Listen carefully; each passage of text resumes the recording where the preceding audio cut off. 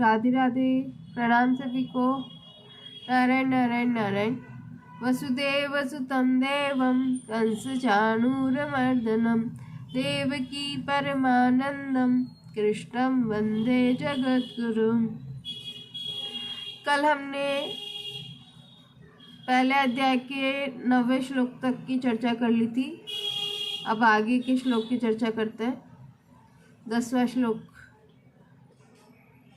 दुर्योधन की बातें सुनकर जब द्रोणाचार्य कुछ भी नहीं बोले, तब अपनी चालाकी न चल सकने से दुर्योधन के मन में क्या विचार आता है, इसको संजय आगे के श्लोक में कहते हैं।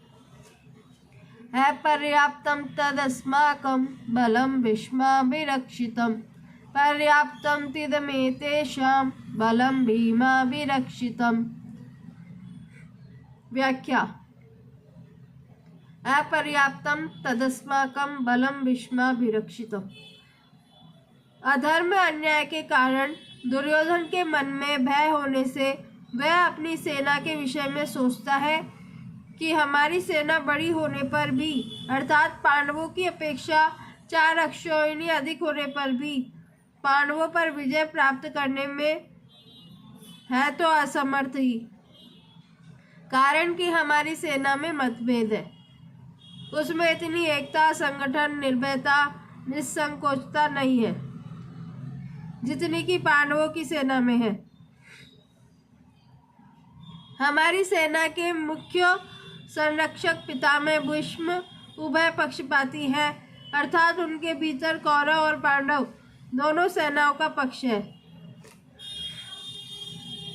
वे कृष्ण के बड़े भक्त हैं। उनके हृदय में युधिष्ठिर का बड़ा आदर है, अर्जुन पर भी उनका बड़ा स्नेह है। इसलिए वे हमारे पक्ष में रहते हुए भी भीतर से पांडवों का भला चाहते हैं। वे ही भीष्म हमारी सेना के मुख्य सेनापति हैं। ऐसी दशा में हमारी सेना पांडवों के मुकाबले में कैसे समर्थ हो सकती है? नहीं हो सकती। पर्याप्तं तिदमेतेषां बलं भीमाभिरक्षितम्। परंतु यह जो पांडवों की सेना है, यह हमारे पर विजय करने में समर्थ है। कारण कि इनकी सेना में मतभेद नहीं है, प्रत्युत सभी एकमत होकर संगठित है। इनकी सेना का संरक्षण बलवान भीमसेन है, जो कि बचपन से ही मेरे को हराता है। यह अकेला ही मेरे सहित 100 भाइयों को मारने की प्रतिज्ञा कर चुका है, अर्थात यह हमारा नाश करने पर तुला हुआ है। इसका शरीर वज्र के समान मजबूत है। इसको मैंने जहर पिलाया था तो भी यह मरा नहीं। ऐसा यह भीमसेन पांडवों की सेना का संरक्षक है। इसलिए यह सेना वास्तव में समर्थ है, पूर्ण है। यहाँ एक शंका हो सकती है कि दुर्योधन ने अपनी सेना के संरक्षक के लिए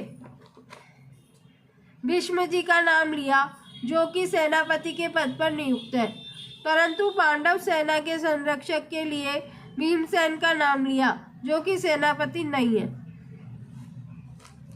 इसका समाधान यह है कि दुर्योधन इस समय सेनापतियों की बात नहीं सोच रहा, किंतु दोनों सेनाओं की शक्ति के विषय में सोच रहा है कि किस सेना की शक्ति अधिक है। दुर्योधन पर आरंभ से ही भीमसेन की शक्ति का, बलवत्ता का अधिक प्रभाव पड़ा हुआ है। अतः वह पांडव सेना के संरक्षक के लिए भीमसेन का ही नाम लेता है। विशेष बात, अर्जुन कौरव सेना को देखकर किसी के पास न जाकर हाथ में धनुष उठाते हैं। गीता के पहले अध्याय का 20वां श्लोक। पर दुर्योधन पांडव सेना को देखकर द्रोणाचार्य के पास जाता है और उनसे पांडवों की व्यूह रचना युक्त सेना को देखने के लिए कहता है। इससे सिद्ध होता है कि दुर्योधन के हृदय में भय बैठा हुआ है। भीतर में भय होने पर भी वह चालाकी से द्रोणाचार्य को प्रसन्न करना चाहता है। उनको पांडवों के विरुद्ध उकसाना चाहता है। कारण कि दुर्योधन के हृदय में अधर्म है, अन्याय है, पाप है। अन्यायी पापी व्यक्ति कभी निर्भय और सुख शांति से नहीं रह सकता, यह नियम है। परंतु अर्जुन के भीतर धर्म है, न्याय है, इसलिए अर्जुन के भीतर अपना स्वार्थ सिद्ध करने के लिए चालाकी नहीं है, भय नहीं है, किंतु उत्साह है, वीरता है। तभी तो वे वीरता में आकर सेना निरीक्षण करने के लिए भगवान को आज्ञा देते हैं कि हे अच्युत, दोनों सेनाओं के मध्य में मेरे रथ को खड़ा कर दीजिए। पहले अध्याय का 21वां श्लोक।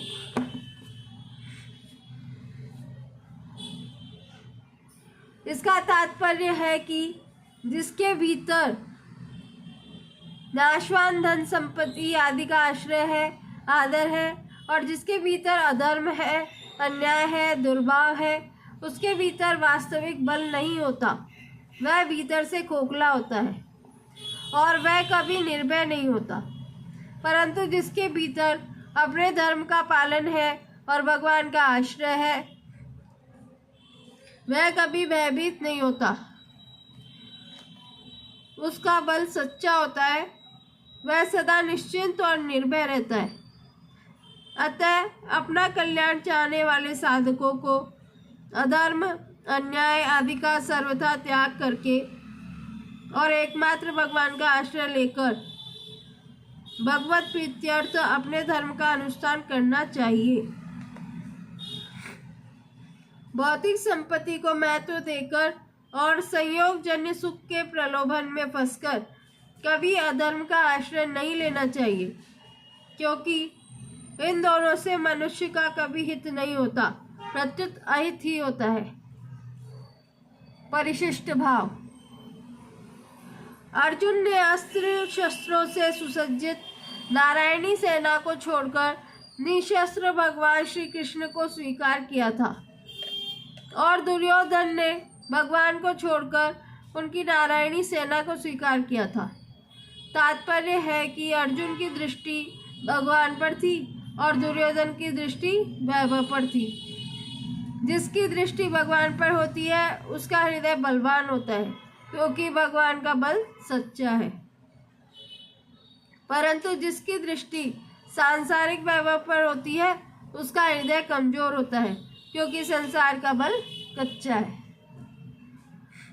अब दुर्योधन पितामह भीष्म को प्रसन्न करने के लिए अपनी सेना के सभी महारथियों से कहता है,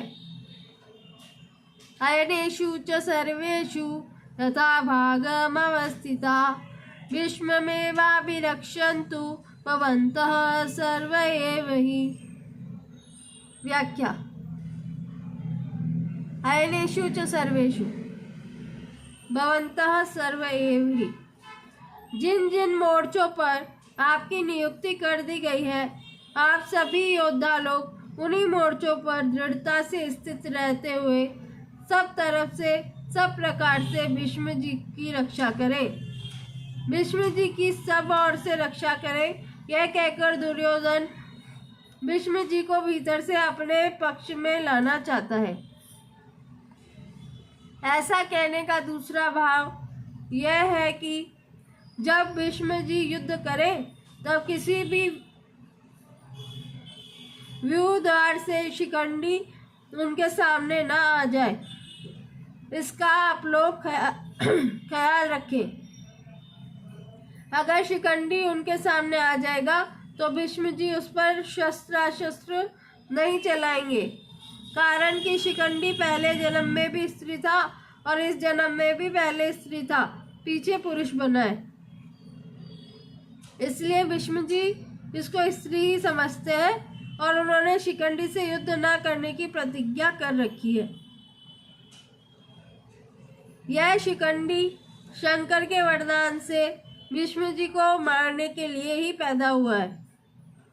अतः जब शिखंडी से भीष्म जी की रक्षा हो जाएगी तो फिर वे सबको मार देंगे, जिससे निश्चित ही हमारी विजय होगी। इस बात को लेकर दुर्योधन सभी महारथियों से भीष्म जी की रक्षा करने के लिए कह रहा है। द्रोणाचार्य के द्वारा कुछ भी न बोलने के कारण दुर्योधन का मानसिक उत्साह भंग हुआ देखकर उसके प्रति भीष्म जी के किए हुए स्नेह सौहार्द की बात संजय आगे के श्लोक में प्रकट करते हैं। तस्य संजन्ययन् हर्षं कुरु वृद्धः पितामहः सिंहनादं विनद्योच्चै शंखं दद्मो प्रतापवान्। व्याख्या। तस्य संजन्ययन् हर्षम।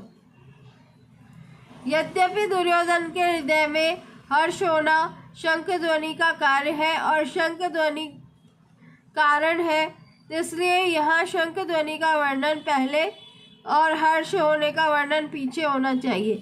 अर्थात यहाँ शंख बजाते हुए दुर्योधन को हर्षित किया, ऐसा कहा जाना चाहिए। परंतु यहाँ ऐसा न कहकर यही कहा है कि दुर्योधन को हर्षित करते हुए भीष्म जी ने शंख बजाया।